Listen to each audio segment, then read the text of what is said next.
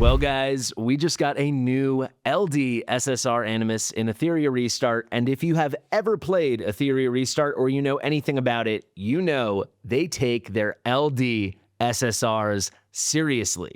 This is the highest, most valuable kind of legendary unit in this game, and this new constant, this light affinity unit, FIAMELIA, is insane.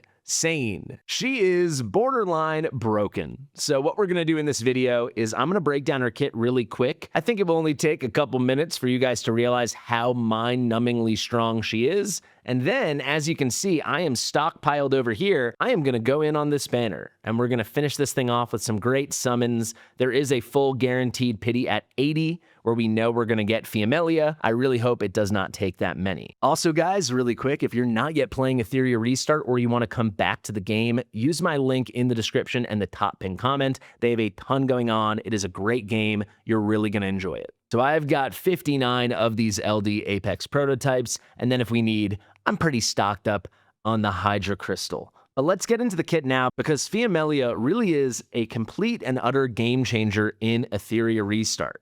Let's pop open the max level so you can get a sense of her stats. Let's start with this HP. 15,164 HP is a ton in this game, and so much of her kit scales around her HP.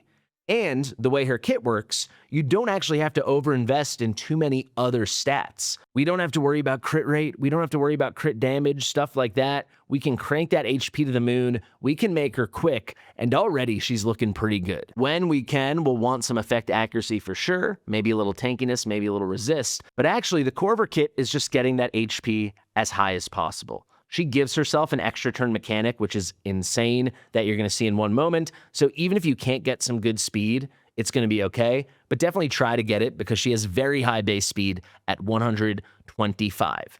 Now, I'm going to go very quickly through the skills, but I do want to compare and contrast what her skill actually looks like before and after you invest lattices into her.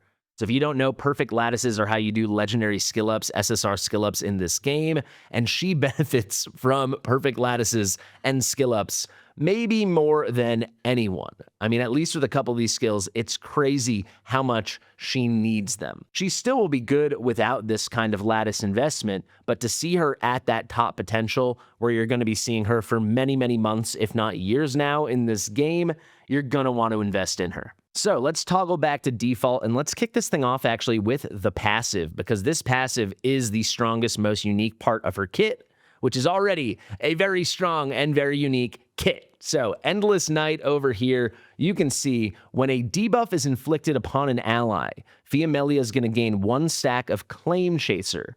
Now this is the signature effect, the signature mechanism in her kit. What is Claim Chaser? Well, she stacks up stacks of Claim Chaser, and upon reaching 10 stacks, if you don't have her skilled up, she's going to consume all of those stacks, she's going to boost her turn meter by 50%, and she heals all allies for 10% of her max HP. It already sounds very good. It passively pushes her towards an extra turn. It's going to be a big AoE heal. It's a nice mechanic, right?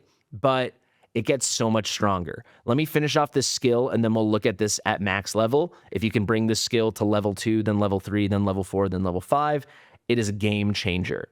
So you can see here, this effect can only trigger 1 time per turn per ally. So it can happen multiple times per turn, but only once per ally. So if an enemy puts out a nice AoE move and hits your team with debuffs, that first debuff on each one of your allies, including FIAMELIA, those are going to count as triggers, right? So if you had a team of 4, you'd be looking at 4 stacks of Claim Chaser. It happens that fast. However, if an enemy comes in with a big AoE move and it's hitting all your allies for multiple debuffs each, you're only getting the stack for that first debuff that lands.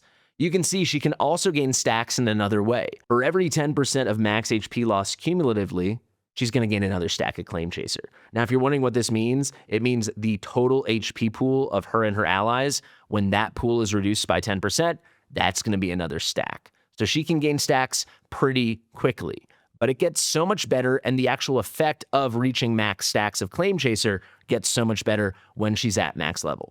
So this is our first toggle of the video, and you can see it is leveled up when you invest in this. The biggest thing by far is the stat cap is reduced to 8, so she can trigger this a lot more frequently, and she's going to get a full insta turn. It is not going to trigger a 50% turn meter boost and help her turn cycle. No, it will make her turn cycle, because as soon as she reaches 8 stacks, she's going to consume them all, and immediately she begins her next turn.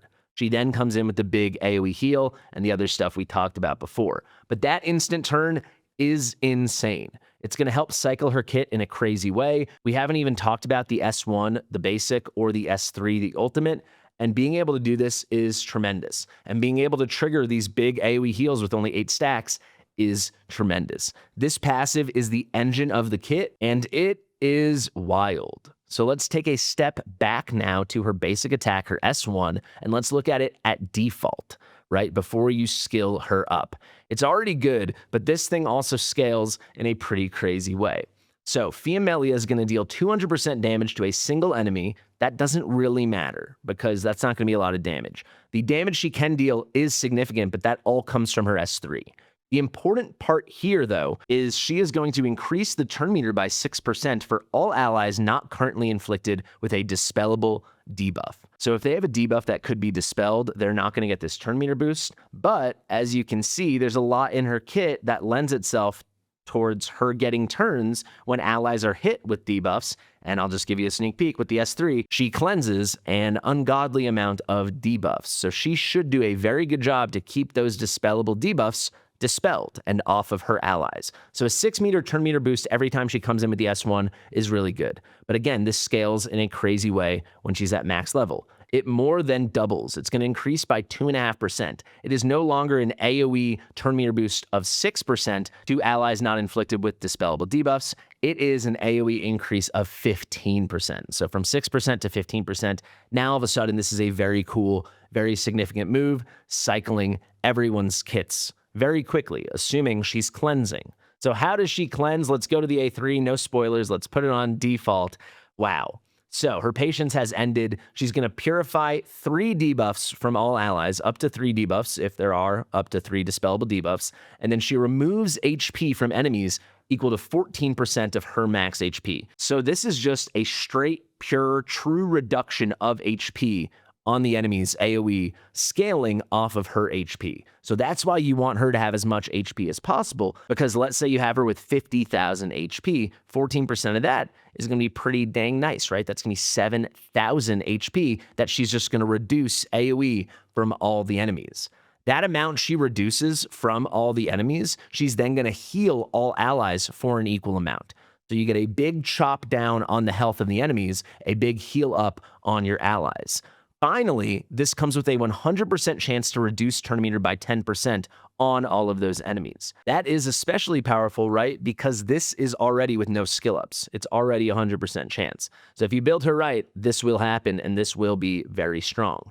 It gets way stronger though, and this is another skill that is going to benefit immensely from skill ups, just like everything else in her kit. So for every 1 debuff type purified, so, you know, there's this kind of debuff, that kind of debuff. It's not shared between allies, but if you have a decreased attack purified and a decreased defense purified, those are all triggering. That is going to result in an additional removal and heal of 2% of her max HP per unique debuff purified. It's also going to reduce turn meter by another 2%. So you can see that can scale a lot. She's coming in with a big cleanse. She's probably purifying all different kinds of debuffs. Let's say she purified 3 different kinds of debuffs. Then you're looking at an additional removal of 6%. So now it's going to be 20% of her max HP. An additional heal of 6%. So now that's going to be another heal equal to that cut of 20%. So a stronger heal for all your allies. And then a turn meter drop by another 6%.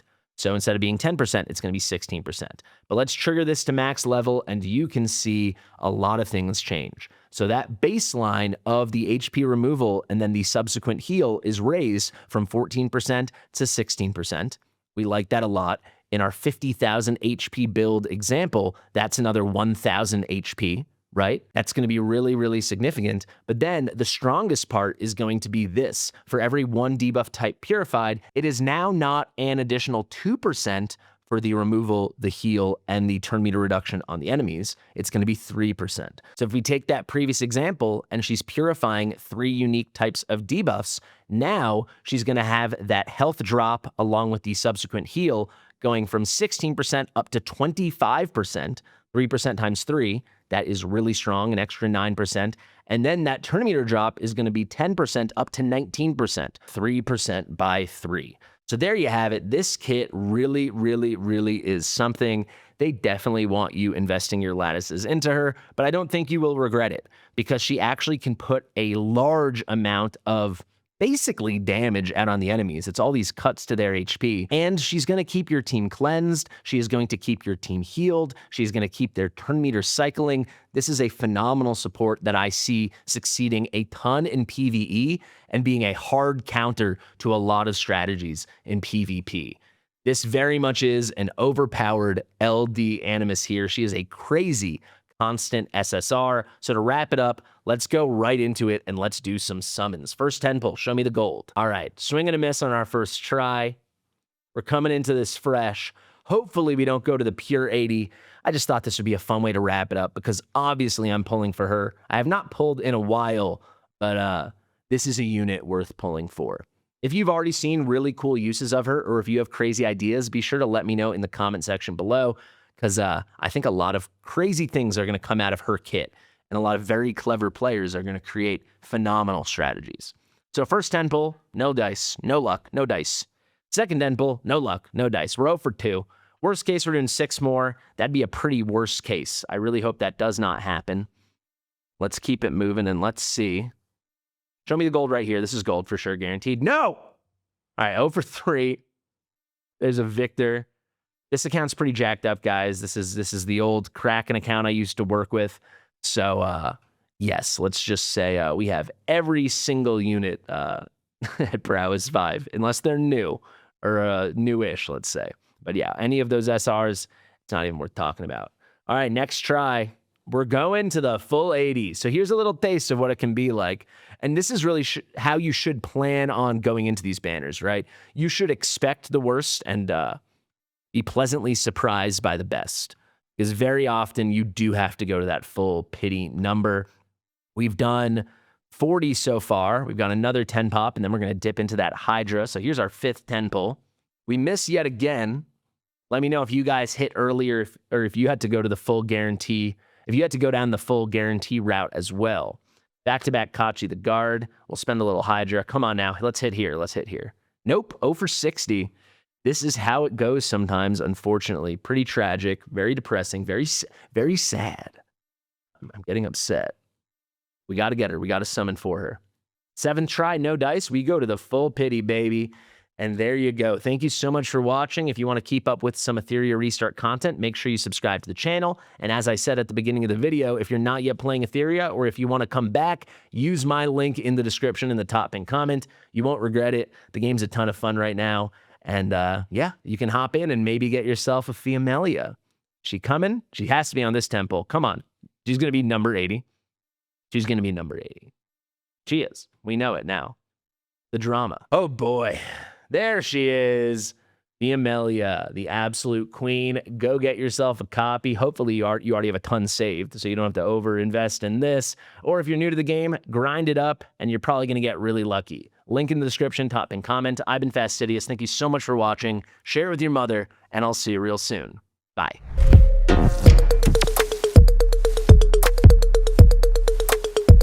Fastidious.